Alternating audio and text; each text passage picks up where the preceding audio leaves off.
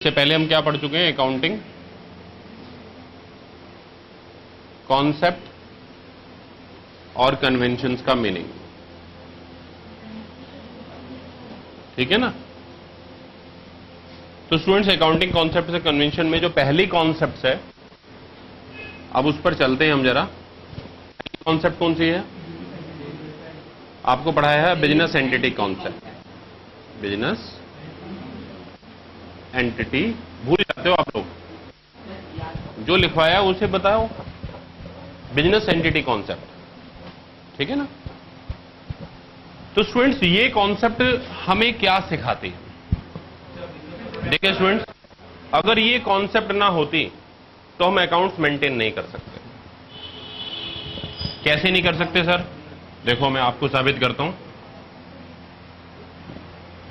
जब अकाउंट्स बनाए जाते हैं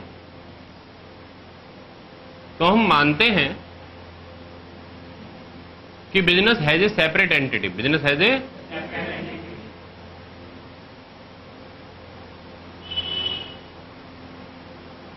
और owner is like a other liability. क्या ये एक अदर लायबिलिटी की तरह है, नथिंग एल्स।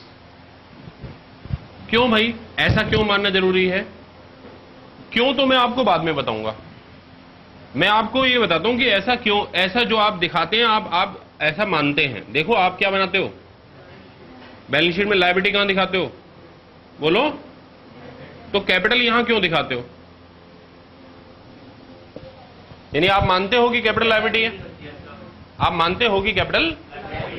तो अब सवाल उठता, क्यों मानते हैं? क्यों मानते हैं?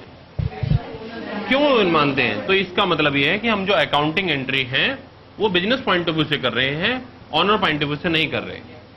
अभी भी कुछ बच्चों के समझ में नहीं आ रहा, तो आओ इसे उल्टा कर देते हैं। क्या कर देते हैं?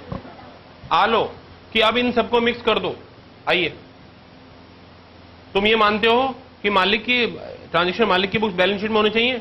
तो आओ देखो, मैं बैलेंस शीट बना रहा हूं। देखो अब यहां पर ये बैलेंस शीट में देखो क्या नजर आ रहा है। जो मालिक की लायबिलिटी वो यहां नजर आएंगी ना? तो अब देखो, अब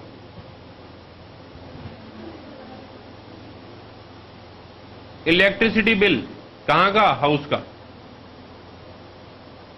केबल टीवी बिल कहां का? हाउस का। ठीक है? बच्चों की फीस